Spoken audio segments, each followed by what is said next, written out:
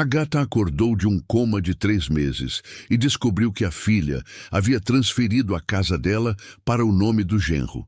Eles exigiram que ela assinasse documentos ou saísse imediatamente. Mas o que eles não sabiam é que Agatha, antes do acidente, já tinha escondido provas de tudo. Antes de começar, inscreva-se no canal, porque aqui você encontra histórias de mulheres que transformaram a vulnerabilidade em força. E comenta aqui de que cidade você está assistindo. Eu adoro saber até onde essas histórias chegam. Agatha tinha 58 anos quando acordou do pior pesadelo da vida dela. Não foi o coma de 3 meses. Não foi o acidente de carro que quase a matou. Foi descobrir que, enquanto lutava pela vida em uma cama de hospital, a única filha que tinha a traiu da pior forma possível. 15 de março de 2024. Agatha abriu os olhos pela primeira vez em 93 dias. A luz do hospital era forte demais. A garganta doía por causa do tubo de respiração que haviam retirado horas antes. Ela mal conseguia levantar os braços. O corpo todo pesava como se fosse feito de chumbo.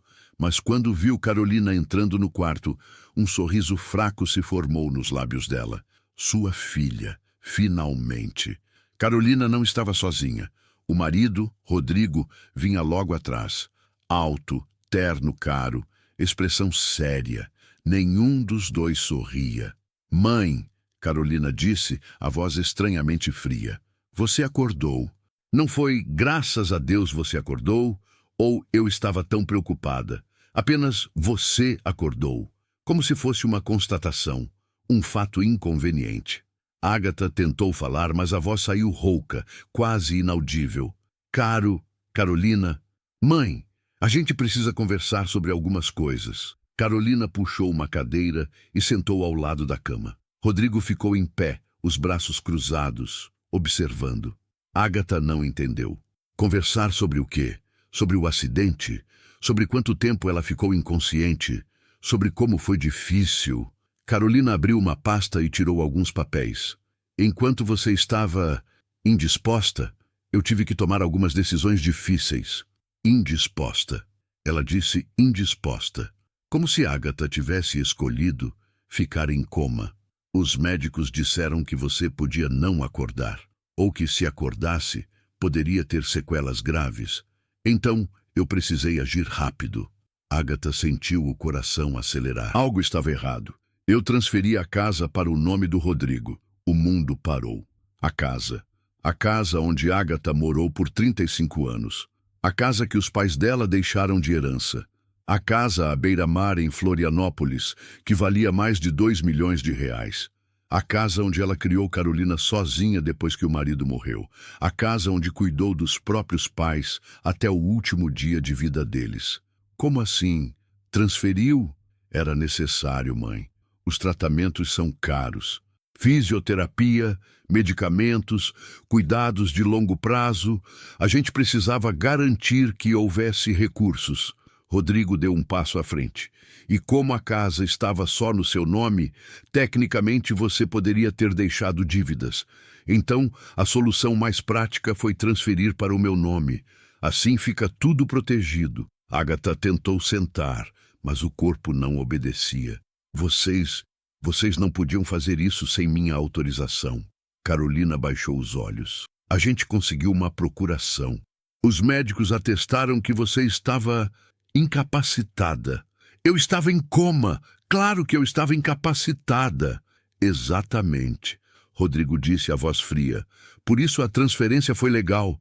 Tudo feito dentro da lei. Agatha olhou para a filha, para a menina que ela embalou nos braços, que ensinou a andar, que ajudou com lição de casa, que pagou faculdade trabalhando em 2 empregos, e viu uma estranha. Carolina. Por quê? A filha não respondeu. Apenas empurrou os papéis para mais perto. A gente precisa que você assine esses documentos. É só uma formalidade, uma doação voluntária. Assim regulariza tudo e não tem problema legal no futuro. E se eu não assinar? Rodrigo sorriu. Não foi um sorriso gentil. Então você vai precisar procurar outro lugar para morar quando sair daqui. Agatha sentiu lágrimas queimarem nos olhos. Não de tristeza, de raiva, de uma raiva tão profunda que doía mais que qualquer ferimento do acidente. Vocês não podem me tirar da minha casa. Tecnicamente, Rodrigo disse ajeitando o paletó, não é mais sua casa, é minha, e eu tenho todo o direito de decidir quem mora lá. Carolina colocou a mão sobre a de Ágata. Um gesto que deveria ser carinhoso, mas que pareceu falso, vazio. Mãe, não complica. Você está velha. Vai precisar de cuidados. É melhor aceitar a realidade. Ágata puxou a mão. Ou tentou. O corpo ainda não respondia direito. Saiam. Mãe, saiam do meu quarto. Agora. Carolina suspirou, como se Ágata fosse uma criança teimosa. Guardou os papéis na pasta e se levantou. A gente volta outro dia, quando você estiver mais racional. Eles saíram, e Ágata ficou sozinha naquele quarto de hospital, olhando para o teto, sentindo o corpo quebrado e a alma despedaçada. Mas havia algo que Carolina e Rodrigo não sabiam. Algo que Ágata havia escondido semanas antes do acidente. Porque Ágata sempre foi observadora. E já desconfiava de alguma coisa errada muito antes de tudo isso acontecer. E agora, deitada naquela cama, Ágata tomou uma decisão. Ela ia recuperar tudo, cada centímetro da casa, cada memória, cada pedaço da vida que tentaram roubar dela. Mas primeiro precisava sair dali, precisava se recuperar e precisava agir em silêncio, porque a maior arma de Ágata nunca foi a força física, foi a inteligência, e eles estavam prestes a descobrir isso da pior forma possível. 2 semanas depois, Ágata recebeu alta. Ainda estava fraca. Usava uma bengala para caminhar. Tinha dificuldades de equilíbrio. 3 meses sem se mover deixaram o corpo atrofiado, mas a mente estava afiada, mais afiada do que nunca. Carolina foi buscá-la no hospital, não porque quisesse, porque seria estranho não ir. Aparências importavam. A viagem de carro foi silenciosa. Ágata olhava pela janela, observando Florianópolis passar, sua cidade, onde nasceu, onde construiu, onde imaginou envelhecer em paz. Quando chegaram à casa, Ágata sentiu o coração apertar. A casa branca com janelas azuis. O jardim que ela mesma plantou. A vista do mar que a acalmava em dias difíceis. Mas quando entrou, tudo estava diferente. O sofá antigo que pertenceu aos pais dela não estava mais na sala. No lugar, um móvel moderno, preto, sem alma. As cortinas floridas que Ágata costurou à mão foram substituídas por persianas cinza. As fotos de família que cobriam as paredes haviam sumido. A gente fez algumas mudanças, Carolina disse, sem olhar para ela. Modernizou um pouco. Ágata não respondeu. Apenas caminhou lentamente até o corredor. Abriu a porta do próprio quarto. Não era mais um quarto. Era um escritório. Mesa de vidro, computador, estantes cheias de pastas. Nada dela restava ali. Onde estão minhas coisas? Carolina apontou para a garagem. A gente guardou tudo em caixas. Não se preocupa, está tudo lá. Ágata foi até a garagem. Suas roupas, seus livros, suas fotos, seus 58 anos de vida estavam empilhados em caixas de papelão úmidas e empoeiradas, como lixo esperando para ser descartado. Ela voltou para dentro. Rodrigo estava na sala, sentado no sofá novo, assistindo TV como se fosse dono do lugar, porque legalmente era. Onde eu vou dormir? Ágata perguntou, a voz controlada. No quarto de hóspedes, Rodrigo disse sem tirar os olhos da tela. Por enquanto? Por enquanto? Ele se virou, finalmente olhando para ela. Olha, Ágata, vamos ser práticos. Você pode ficar aqui temporariamente, mas vai ter que contribuir. 3.000 reais por mês de aluguel. Aluguel? Na minha própria casa? Na minha casa, ele corrigiu a voz firme. E 3.000 é barato considerando a localização. Ágata respirou fundo. Sua aposentadoria era de 4.500 reais. Tirando 3.000, sobrariam 1.500 para medicamentos, fisioterapia, comida, despesas básicas. Era impossível. E se eu não puder pagar? Rodrigo deu de ombros. Então você tem 30 dias para encontrar outro lugar. A gata olhou para Carolina, que estava na cozinha fingindo que não ouvia a conversa. Carolina, você vai deixar ele fazer isso comigo? A filha se virou, o rosto duro. Mãe, você sempre disse que essa casa seria minha um dia. A gente só antecipou. E o Rodrigo está certo. Você precisa contribuir se quiser ficar. Eu criei você sozinha nessa casa. Trabalhei 2 empregos para pagar sua faculdade. Cuidei dos seus avós até o último suspiro deles. E agora você vai me cobrar aluguel? Isso foi sua escolha, mãe. Ninguém te obrigou. As palavras cortaram mais fundo que qualquer faca. Agatha sentiu as pernas fraquejarem.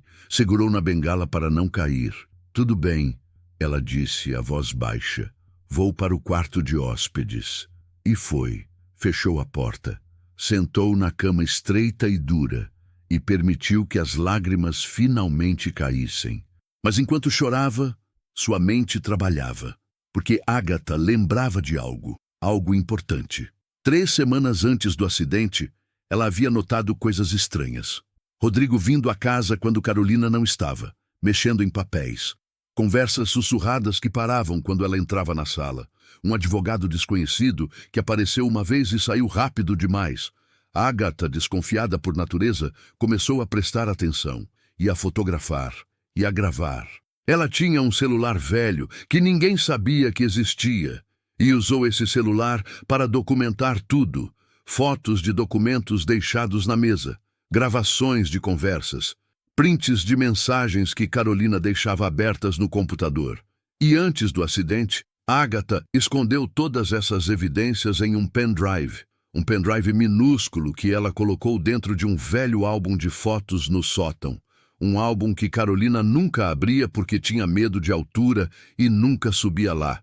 Agatha precisava recuperar aquele pendrive, mas não agora, não enquanto estava fraca e observada.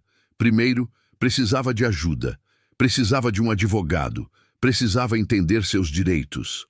No dia seguinte, quando Carolina e Rodrigo saíram, Agatha pegou o telefone fixo e ligou para uma amiga antiga, Marta, advogada aposentada que morava em Joinville. Marta, preciso de ajuda, urgente.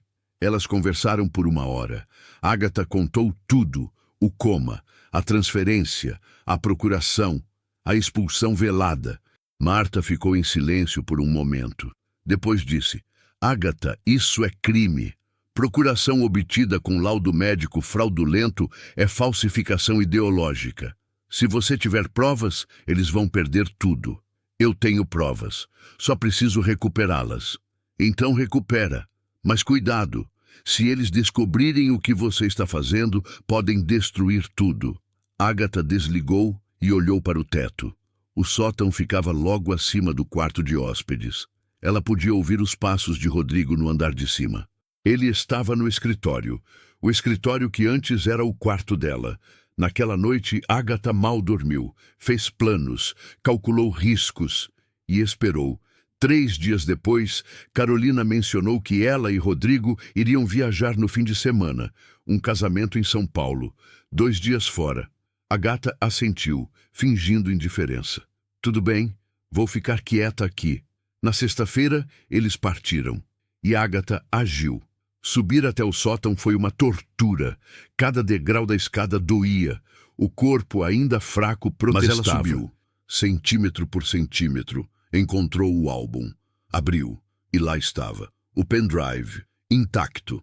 Agatha desceu com cuidado. Guardou o pendrive no bolso e foi direto para a casa de uma vizinha de confiança, Dona Irene, uma senhora de 75 anos que morava 3 casas adiante. Dona Irene, posso usar seu computador? A vizinha, que sempre foi gentil com Agatha, concordou sem perguntar. Agatha conectou o pendrive e viu tudo de novo. As fotos, as gravações, as mensagens. E havia algo que ela não lembrava de ter visto antes do acidente. Uma conversa entre Rodrigo e um homem desconhecido. Uma gravação de áudio que ela capturou sem querer quando o celular estava no bolso. Se a velha não assinar, a gente inventa um jeito. Já falsifiquei procuração antes. É fácil. A voz era de Rodrigo. E se ela descobrir? Ela não vai. E mesmo que descubra, quem vai acreditar nela? Uma velha acabada de sair de um coma? Contra mim, empresário respeitado. Por favor. Agatha sentiu o sangue ferver, mas manteve a calma.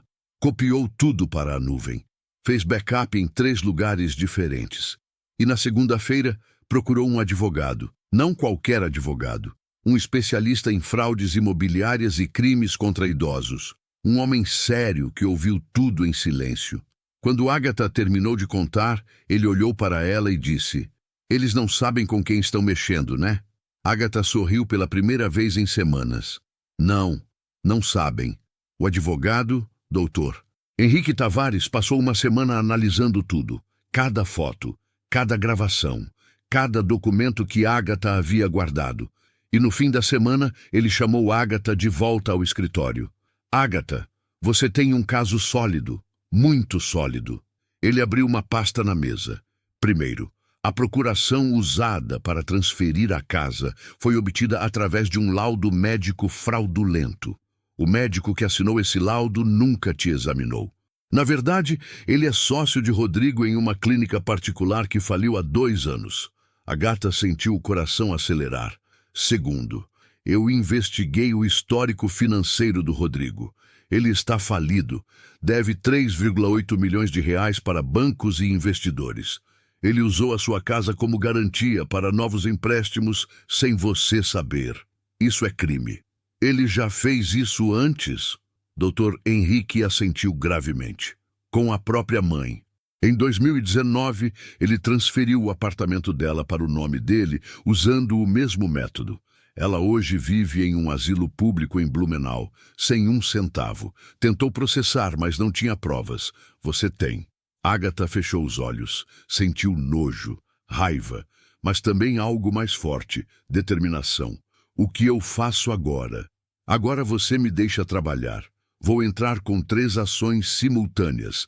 Ação de anulação de transferência por fraude. Ação criminal por falsificação ideológica. E uma representação ao Ministério Público por estelionato qualificado contra idoso. Quanto tempo vai levar? Se tudo correr bem, 2 meses, mas tem um detalhe. Ele se inclinou para a frente. Eles não podem saber que você está fazendo isso. Se souberem, vão tentar destruir provas, sumir com documentos, talvez até te pressionar a desistir. Você precisa agir como se tivesse aceitado a situação. Agatha assentiu. Eu consigo fazer isso. E conseguiu. Nas semanas seguintes, ela fingiu resignação. Parou de questionar. Parou de reclamar. Quando Rodrigo cobrava o aluguel, ela dizia que estava tentando juntar dinheiro. Quando Carolina falava sobre a nova fase da casa, Agatha apenas concordava com a cabeça. Eles acharam que ela tinha desistido, que a idade e a fragilidade finalmente tinham vencido. Mas Agatha estava apenas esperando e investigando, porque Dr. Henrique pediu que ela tentasse conseguir mais informações. Qualquer coisa que pudesse fortalecer o caso. Então Agatha começou a prestar atenção de novo. Ouvia conversas, observava movimentos e descobriu algo perturbador. Rodrigo estava tentando vender a casa. Ela ouviu por acaso uma ligação telefônica dele com um corretor. É uma propriedade à beira-mar. Vale no mínimo 2,5 milhões. Preciso vender rápido. Tenho dívidas para pagar. Agatha sentiu pânico. Se ele vendesse antes da decisão judicial, tudo ficaria mais complicado. O comprador seria uma terceira parte inocente. A casa poderia ser perdida para sempre. Ela ligou imediatamente para Dr. Henrique. Ele está tentando vender. Eu sei, por isso já pedi uma liminar de bloqueio. O juiz deve decidir em 48 horas. Se conseguirmos, a casa fica bloqueada e ele não pode vender nem alugar sem autorização judicial. E se não conseguirmos? Aí complica. Mas confia em mim, Agatha. Eu não vou deixar isso acontecer. 2 dias depois, a liminar foi concedida. A casa foi oficialmente bloqueada pela justiça. Nenhuma transação poderia ser feita sem ordem judicial. Rodrigo recebeu a notificação por e-mail. Agatha estava na sala quando viu a reação dele. Ele ficou pálido, abriu e fechou o documento 3 vezes. Depois gritou: "Que porra é essa?" Carolina veio correndo. O que foi? A casa está bloqueada. Tem uma ação judicial. Alguém está me processando. Ele olhou diretamente para Agatha, que estava sentada no sofá, fingindo ler um livro. Foi você? Agatha levantou os olhos, a expressão calma. Eu? Como eu faria isso? Mal consigo andar. Você contratou um advogado. Com que dinheiro, Rodrigo? Você está me cobrando R$ 3.000 de aluguel. Eu mal tenho dinheiro para remédios. Ele não acreditou, mas não tinha provas. E isso o deixou ainda mais furioso. Nos dias seguintes, a tensão na casa aumentou. Rodrigo andava de um lado para o outro, nervoso, atendendo ligações de credores que cobravam dívidas. Carolina estava pálida, assustada. E Agatha? Agatha continuava no quarto de hóspedes, quieta, observando. Uma semana depois, Dr. Henrique ligou. Agatha, você precisa vir ao escritório. Tenho novidades. Ela foi no dia seguinte. Sentou na frente dele e esperou. A Polícia Federal abriu investigação contra Rodrigo. Eles encontraram outras 4 vítimas, todas idosas. Todas perderam propriedades para ele usando o mesmo método. Procurações falsas, laudos médicos fraudulentos. Ele é um golpista profissional. Agatha sentiu um arrepio. E tem mais. Carolina assinou como avalista em várias dívidas dele. Ela deve 3,8 milhões junto com ele. Se Rodrigo cair, ela cai junto. Ela sabia? Provavelmente não. Ele a manipulou. Mas legalmente, ela é responsável. Agatha fechou os olhos. Parte dela sentiu pena da filha. Mas outra parte, a parte que foi traída e humilhada, não sentiu nada. Quando vai acontecer? A prisão? Em breve. Talvez dias. Eles estão juntando provas finais.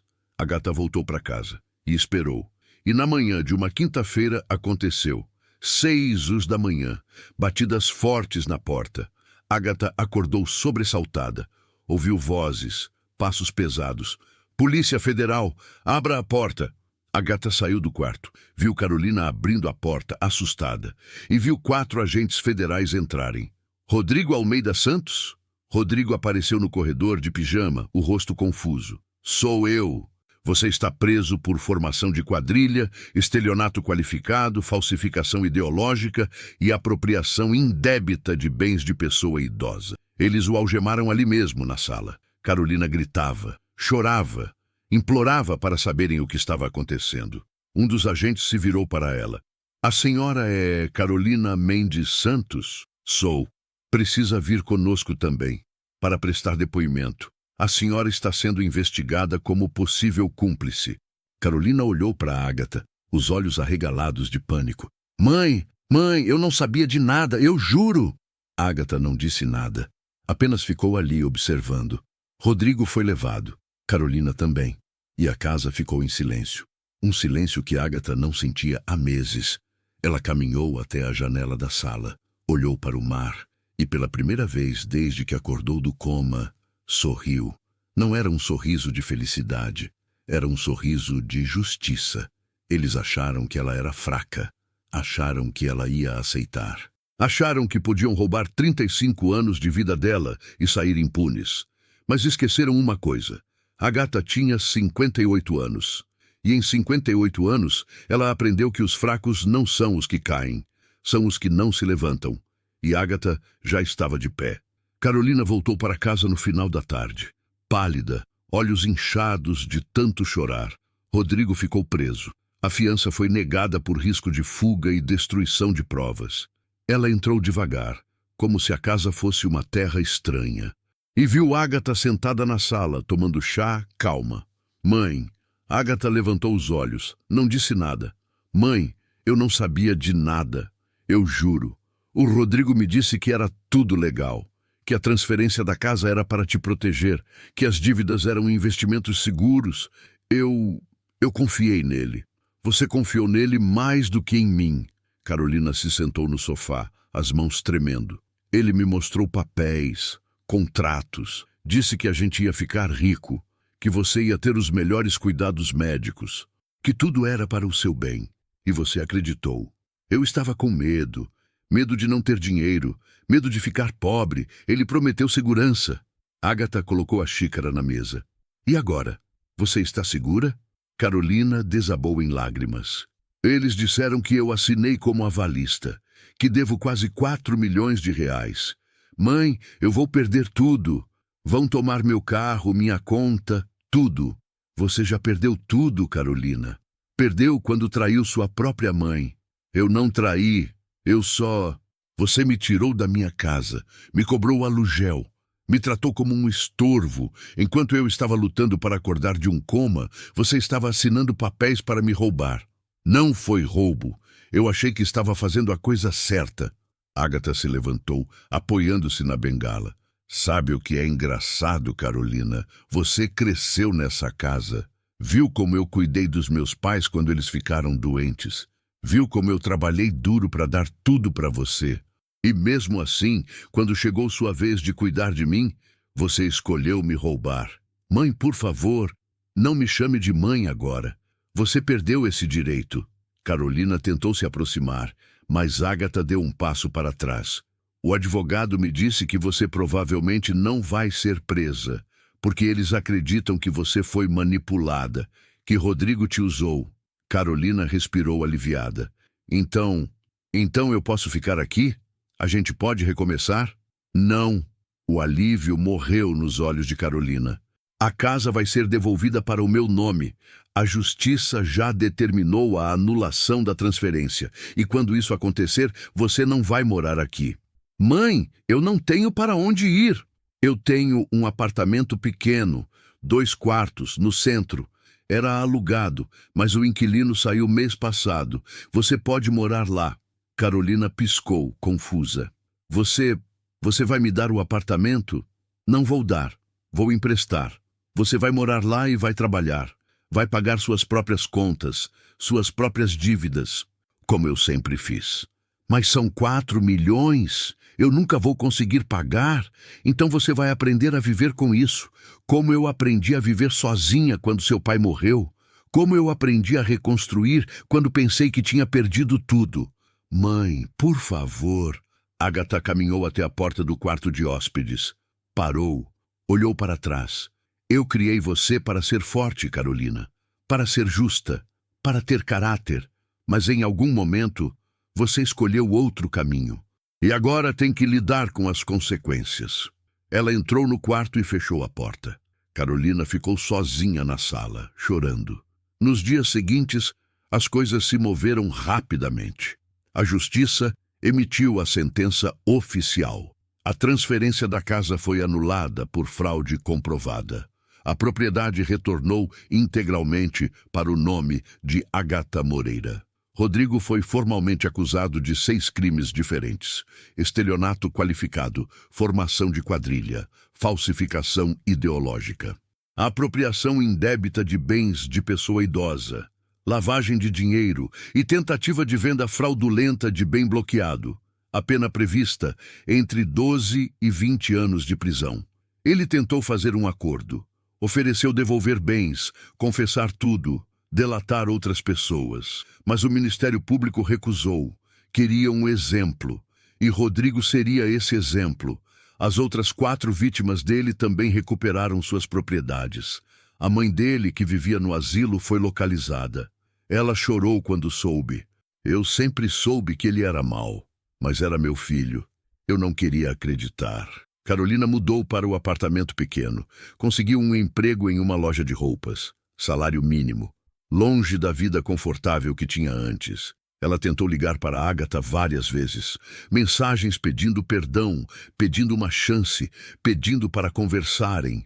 Agatha não respondeu nenhuma. E 1 mês depois da prisão de Rodrigo, Agatha fez algo que não fazia há anos. Ela reformou a casa. Tirou todos os móveis que Rodrigo e Carolina tinham colocado. Trouxe de volta o sofá antigo dos pais. Costurou novas cortinas. Pendurou as fotos de família de volta nas paredes. E no quarto que tinha virado escritório, ela criou algo novo. Um ateliê de pintura. Agatha sempre amou pintar, mas abandonou quando Carolina nasceu. Não havia tempo, não havia dinheiro. Sempre havia algo mais importante. Agora, aos 58 anos, ela voltou. Comprou tintas, telas, pincéis e começou a pintar de novo. paisagens do mar, retratos de memórias, cores vivas que ela não via há décadas, e começou a dar aulas de pintura para idosos da comunidade, pessoas que, como ela, tinham abandonado sonhos para cuidar de outros, e que agora, finalmente, tinham tempo para si. A casa voltou a ter vida, risadas, conversas, café sendo feito, música tocando, e Agatha, pela primeira vez em anos, sentiu que estava realmente em casa. 3 meses após a prisão de Rodrigo, Dr. Henrique ligou. Agatha, tenho uma notícia. Boa ou ruim? Boa.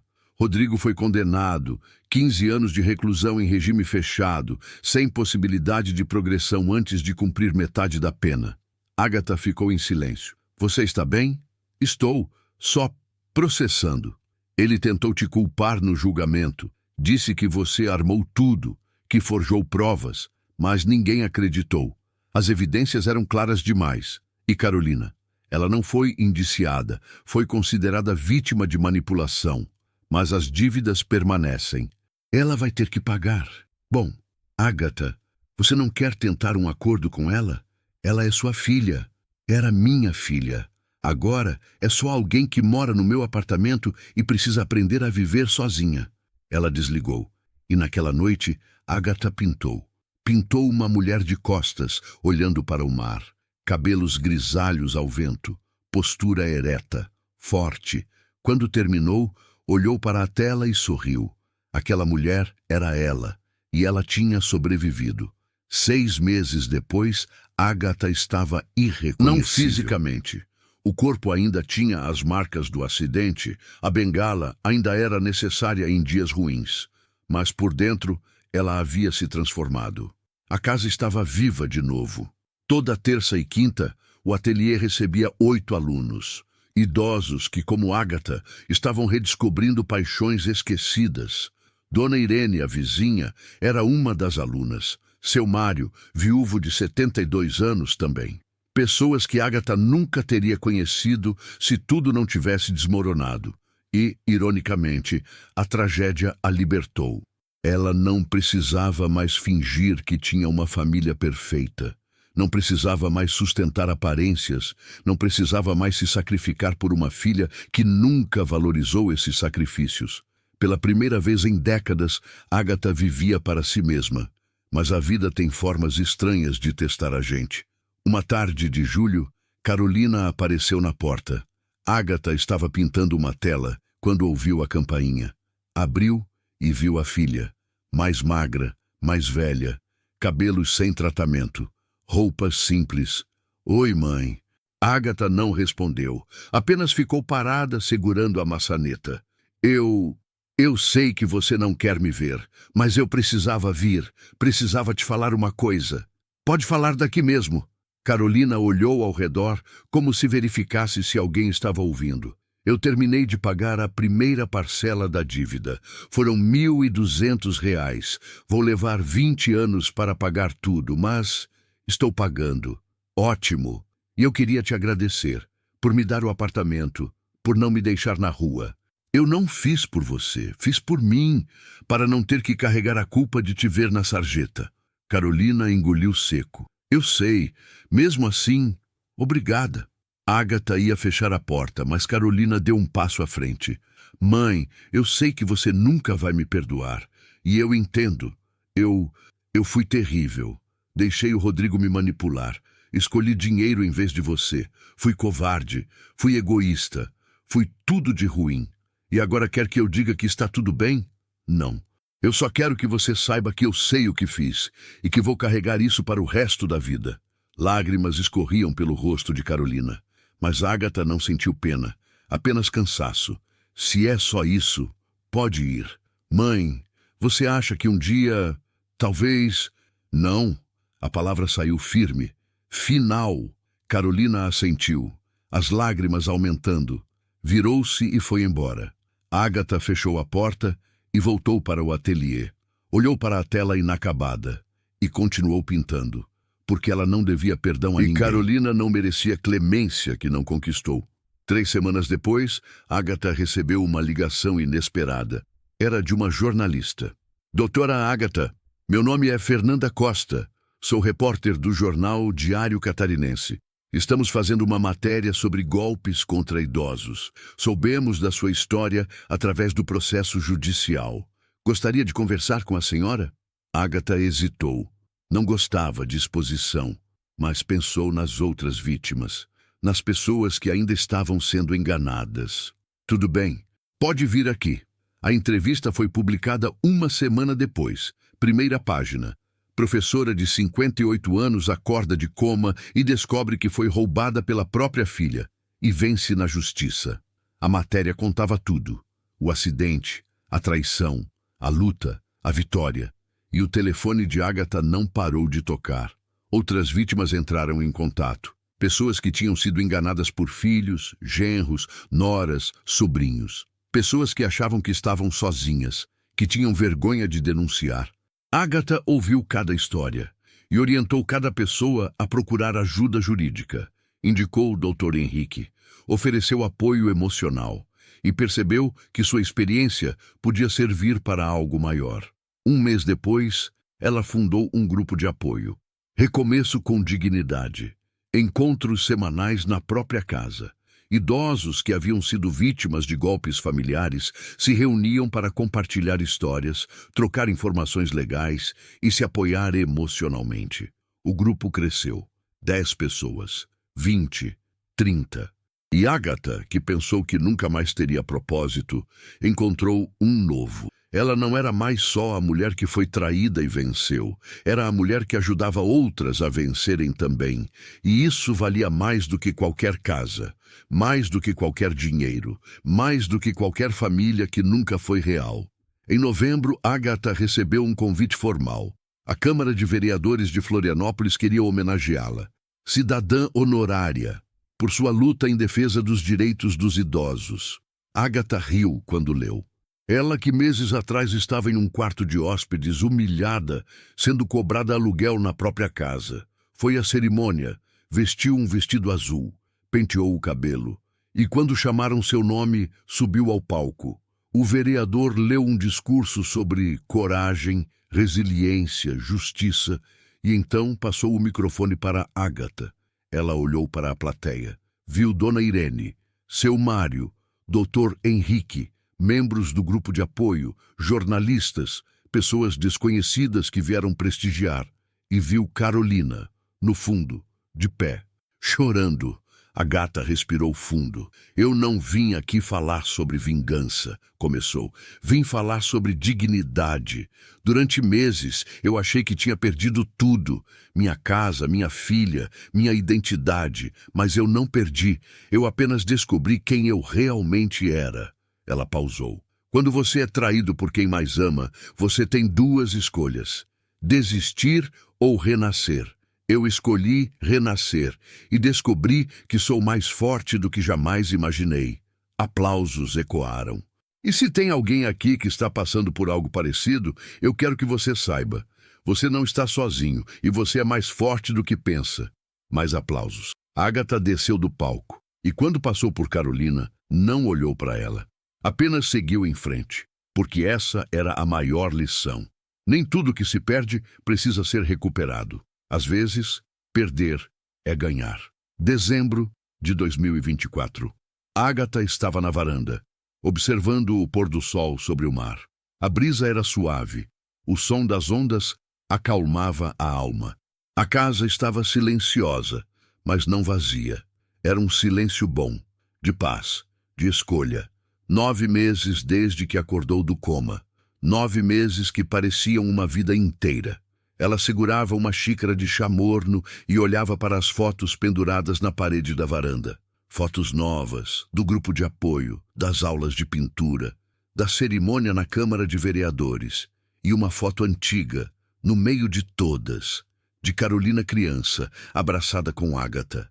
Ela não tirou essa foto, não por sentimentalismo, mas por memória, para lembrar quem ela foi e quem escolheu se tornar. O celular tocou. Era Dr. Henrique. Ágata, só ligando para avisar. Rodrigo foi transferido para o presídio de segurança máxima em Santa Catarina. Tentou subornar um guarda. Perdeu qualquer chance de redução de pena. Entendo. E tem outra notícia. As outras vítimas dele conseguiram uma indenização coletiva. 200 mil reais para cada uma. Você também tem direito. Agatha ficou em silêncio. Você quer que eu solicite? Não. Doe para uma instituição de apoio a idosos. Eu não preciso. Tem certeza? Absoluta. Eu tenho tudo o que preciso. E era verdade. Depois de desligar, Agatha voltou para dentro. Passou pelo ateliê, onde telas secavam. Passou pela sala, onde o sofá dos pais ocupava o lugar de honra. Passou pelo quarto que agora era dela de novo, com a cama confortável, as cortinas floridas, a vista do mar, e sentou na cozinha, onde tudo tinha começado a desmoronar. Mas agora, essa cozinha tinha vida, tinha risos, tinha café fresco sendo feito todas as manhãs. Ela abriu o notebook. Tinha e-mails de pessoas do grupo de apoio, agradecimentos, pedidos de conselhos, histórias de vitórias pequenas. Uma mensagem chamou a atenção. Era de uma mulher de 62 anos, de Porto Alegre. Doutora Agatha, li sobre sua história. Meu filho está tentando me tirar meu apartamento. Diz que sou velha demais para morar sozinha. Mas depois de ler sobre você, encontrei coragem. Procurei um advogado. Vou lutar. Obrigada por me mostrar que é possível. Agatha respondeu imediatamente. Lute. Você merece sua dignidade e se precisar de ajuda, estamos aqui. Fechou o notebook e olhou pela janela. A noite caía sobre Florianópolis e então ouviu a campainha. Estranhou. Não esperava ninguém. Abriu a porta. Era Carolina, mas dessa vez não estava sozinha. Segurava uma caixa de papelão pequena. Mãe, desculpa aparecer sem avisar. Eu trouxe isso. Ela ofereceu a caixa. Agatha pegou, desconfiada. Abriu. Dentro havia objetos antigos. Um colar que pertenceu à avó de Agatha. Um porta-retratos de prata com foto do pai de Carolina. Um diário que Agatha escreveu quando era jovem. Eu encontrei essas coisas no apartamento. São suas. Rodrigo tinha escondido. Acho que ele ia vender. Mas eu guardei e agora estou devolvendo. Agatha olhou para as lembranças. Tocou no colar com dedos trêmulos. Obrigada, disse, a voz baixa. Carolina hesitou. Mãe, eu sei que você nunca vai me perdoar. E eu não estou pedindo isso. Só quero que você saiba que eu entendi. Entendi tudo o que você tentou me ensinar. Demorou, mas eu entendi. E o que você entendeu? Que amor não é dar tudo. É ensinar a conquistar. Você sempre fez isso. Mas eu nunca quis aprender. Eu queria o caminho fácil e paguei o preço. Agatha olhou para a filha. Viu rugas que não estavam lá antes. Viu cansaço. Viu arrependimento verdadeiro.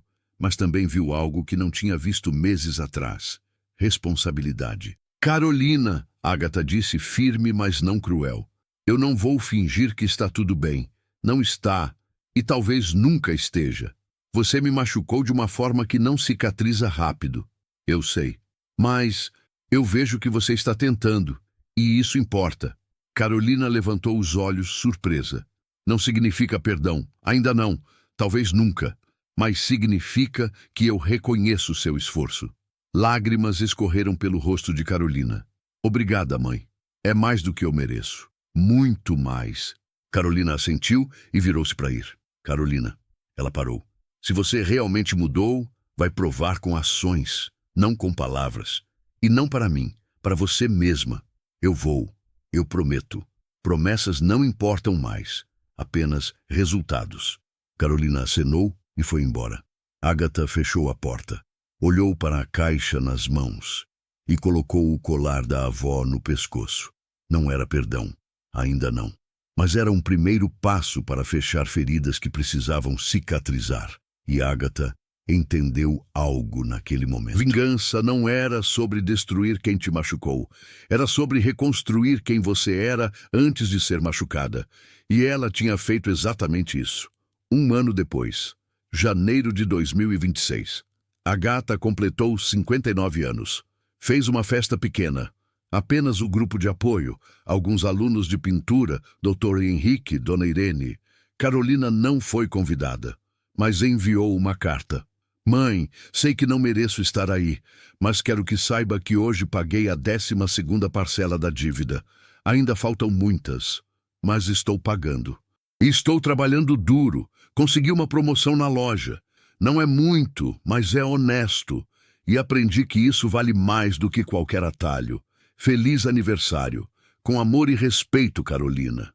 Agatha leu e guardou a carta. Não respondeu, mas também não jogou fora, porque algumas portas precisam ficar entreabertas. Não para voltar, mas para lembrar de onde você veio. Naquela noite, depois que todos foram embora, Agatha sentou na varanda de novo. Olhou para o mar, para as estrelas, para a vida que quase perdeu e que agora era completamente dela, e pensou em tudo. No coma, na traição, na luta, na vitória. E percebeu que o pior dia da vida dela, acordar e descobrir que tinha sido roubada, foi também o melhor, porque a libertou de expectativas, de obrigações falsas, de uma família que só existia no papel, e a ensinou que envelhecer não é perder força, é ganhar clareza. Clareza para saber quem merece seu tempo, seu amor, sua energia. E Agatha finalmente tinha essa clareza. Ela levantou a xícara de chá em um brinde silencioso, para si mesma, para a mulher que quase foi destruída e que decidiu renascer. Eles acharam que me tirar da casa seria fácil, ela sussurrou para o vento. Mas esqueceram que essa casa não é feita de paredes, é feita de memórias, de resistência, de 35 anos de luta. E sorriu, porque agora, finalmente, Agatha estava em casa, de verdade, e ninguém, nunca mais, tiraria isso dela. Se você chegou até aqui, obrigada por acompanhar a história de Agatha. Se você já passou por algo parecido, se já foi traída por quem amava, saiba de uma coisa: você é mais forte do que imagina e merece reconstruir sua vida com dignidade. Se inscreva no canal para mais histórias de superação. E comenta aqui embaixo: você teria feito o mesmo que Agatha?